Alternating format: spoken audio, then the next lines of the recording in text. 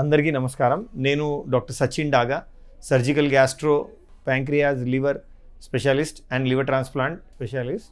ఈరోజు మనం డిస్కస్ చేస్తున్నాము డిఫరెంట్ లివర్ ఆపరేషన్స్, అంటే లివర్లో జరిగే సర్జరీస్ ఎలా జరుగుతాయి, లివర్ ట్రాన్స్ప్లాంట్ ఎలా జరుగుతుంది, అంటే మా దగ్గర ఏంటి అడ్వాన్సెస్ ఏమున్నాయా దాని గురించి. అయితే ఫస్ట్ ఏంటంటే లివర్లో ఆపరేషన్ చేసే అవకాశం ఇప్పుడు ఉంటుందంటే కొన్నిసార్లు గాల్ బ్లాడర్లో స్టోన్ ఉందనుకోండి, లివర్ ఆపరేషన్ అది లివర్ గాల్ బ్లాడర్ ఆపరేషన్ పడుతుంది.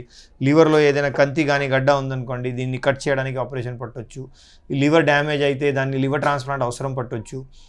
ఇలా డిఫరెంట్ పిత్తనల్లిలో ఏదైనా క్యాన్సర్ ఉంటే దానికోసం ఆపరేషన్ పట్టవచ్చు.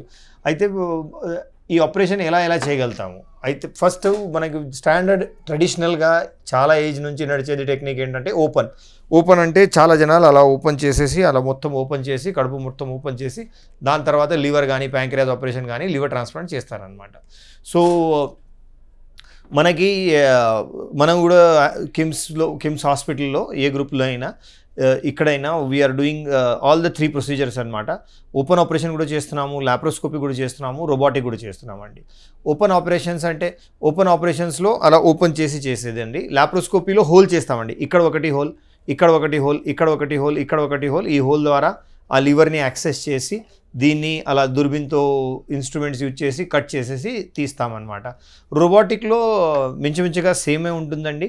అలానే హోల్ చేసేసి అది ఓన్లీ ఏంటంటే మనకి వీడియో గేమ్ ఎలా ఆడతాము సేమ్ ఆ పద్ధతిలోనే మన ఆపరేషన్ జరిగేది.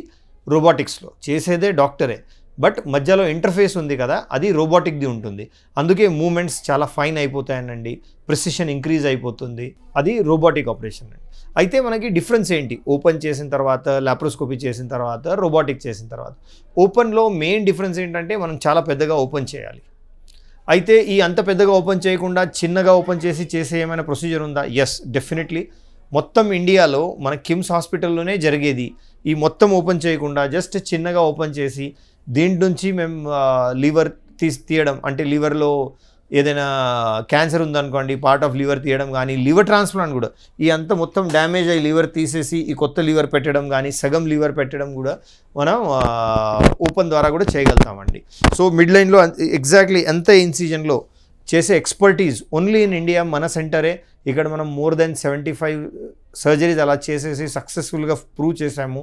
చాలా వరకు మనకి దీంట్లో వల్ల రికవరీ చాలా అడ్వాంటేజ్ ఏంటి, మనం ఈ అలా చిన్న ఇన్సిజన్ తీసుకొని లాభం ఏంటి అంటే పేషెంట్ చాలా రికవర్ అయిపోతారండి. పేషెంట్ త్వరగా రొటీన్ పనికి వెళ్ళిపోయే అవకాశం ఉంటుందండి. తర్వాత పేషెంట్కి యాక్టివిటీ చాలా బాగానే ఉంటుంది, పెయిన్ తక్కువ ఉంటుంది. సేమ్ అదే లాప్రోస్కోపీ ద్వారా కానీ రోబోటిక్ ద్వారా కూడా మనం ఇది సేమ్ ప్రొసీజర్ చేసుకోవచ్చు. ఏం చేస్తానంటే కడుపులో కొద్దిగా డిస్టెంట్ చేసేసి లోపల వెళ్ళి ఇన్స్ట్రుమెంట్ ద్వారా కట్ చేసేసి దాని తర్వాత లోపలే సూచరింగ్ చేయడం. అయినా మనం ఏదైనా స్పెసిమన్ ఉంటుంది కదా, అదే తీయడానికి ఇట్ సైడ్ ఓపెనింగ్ కింద బికినీ లైన్ కింద ఓపెనింగ్ చేసేసి దాని నుంచి ఆ స్పెసిమన్ తీసేస్తామండి. అయితే ఇన్సిజన్ దీంట్లో కూడా అవుతుంది, లాప్రోస్కోపీలో రోబోటిక్లో కూడా ఇన్సిజన్ అవుతుందండి. ఇంకా మేము ఈ స్మాల్ ఇన్సిజన్లో కూడా అవుతుందండి. ఓన్లీ డిఫరెన్స్ ఏంటంటే మనం ఇచ్చేది ఇక్కడ ఇన్సిజన్, ఆ రోబోటిక్లో కానీ లాప్రోస్కోపీలో మన కింద ఇన్సిజన్ ఇచ్చేసి దాంట్లో నుంచి specimen తీసేస్తామన్నమాట.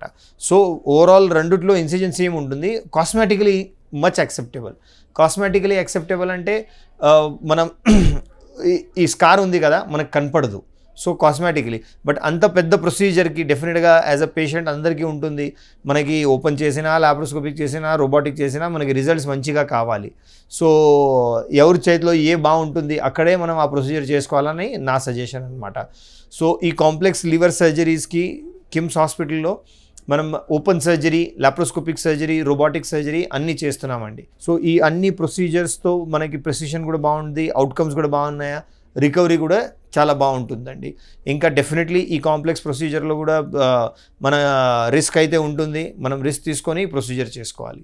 Coming to liver ట్రాన్స్ప్లాంట్లో laparoscopic కానీ రోబోటిక్ ప్రొసీజర్ ఇంకా లేదు. మేబీ 1-2-3 ఏదైనా చేసే ఉండొచ్చు. దానికోసం మన కిమ్స్ హైదరాబాద్లో జరిగిన ఈ స్మాల్ ఇన్సిజన్ సర్జరీతో మనం డెఫినెట్గా early recovery, fast back to routine, ఇంకా లెస్ పెయిన్ ఆఫ్టర్ సర్జరీ ఇవ్వగలుగుతున్నామండి.